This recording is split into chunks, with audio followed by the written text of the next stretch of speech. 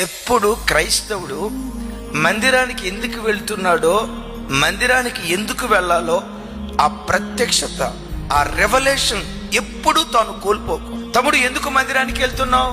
అయ్యో, చర్చిలో కోయర్ నేనేనన్నా, నేను పాట పాడకపోతే ఎట్లా అన్నా? పాట పాడటానికి మందిరానికి వెళ్తున్నా. పరిచర్య చేయటం మంచిదే, కానీ మందిరానికి రావాల్సింది పరిచర్య కొరకు కాదు, ప్రభువును చూడటానికి రావాలి, దేవుని ప్రత్యక్షత పొందుకోవటానికి రావాలి. ఎప్పుడు ఈ దర్శనం, ఎన్ని సంవత్సరాల విశ్వాసమైనా ఈ మాట పట్టుకోండి, దేవుని మందిరానికి వచ్చేటప్పుడు ఎప్పుడు పసిబిడ్డలాగా, ఈ ఆదివారం దేవుడు నాతో ఏం మాట్లాడతాడో, ఎలా నన్ను దిద్దుబాటు చేస్తాడో, నీటి వాగుల కొరకు దుప్పి ఆశపడినట్లుగా వాక్యం కొరకు నీ గుండెల్లో ఎప్పుడు ఆ దాహం ఉండునుగాక. ఆ రోజుల్లో చింతల్లో మన పరిచర్య ఉండేది. ఒక ఆయన నా దగ్గరికి వచ్చాడు, ఏమంటే జెర్మీ పాస్టర్ గారు, వచ్చే ఆదివారం నుంచి నేను కూడా మీ చర్చికి రావాలనుకుంటున్నాను, రమ్మంటారా అన్నాడు. రావాలనిపిస్తే రాయ్యా అన్న.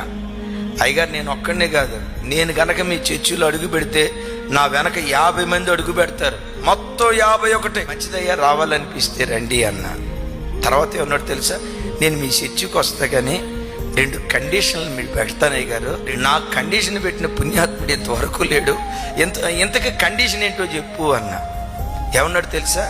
నంబర్ 1, చర్చిలో నాకు ట్రెజరర్ పోస్ట్ కావాలండి. నేను అన్నా, మన చర్చిలో పోస్టులు గీస్టులు ఏమి లేవయ్యా, అందరూ సమానమే. మీరెవరు అన్నాడు. నేను చర్చిలో పనివాడిని, at that same time pastor అయ్యాను. మీ చర్చికి వచ్చేవాళ్ళు అందరు ఎవరు అన్నాడు. అందరూ పనివాళ్ళే, అందరూ పెద్దలే అన్నా. అంటే మీ చర్చిలో పోస్టులు లేవా అన్నాడు. అందరూ సమానమే అన్నా. సరే, మొదటిది కుదరలా, రెండోది ఏంటో చెప్పు అన్నా.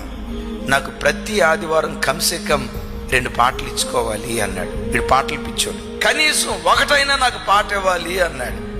నేను అప్పుడు చెప్పా, బ్రదర్, అసలు నువ్వు చర్చికి ఎందుకు రావాలనుకుంటున్నావు?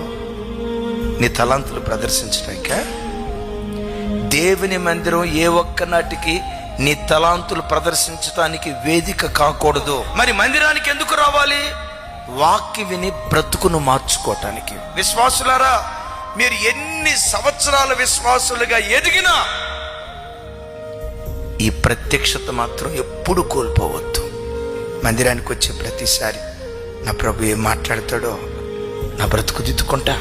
నిజంగా ఆశతో ప్రజలు మందిరానికి వస్తే ఆ సంఘం బహుగా విస్తరించడానికి దేవుడు కృప చూపిస్తాడు.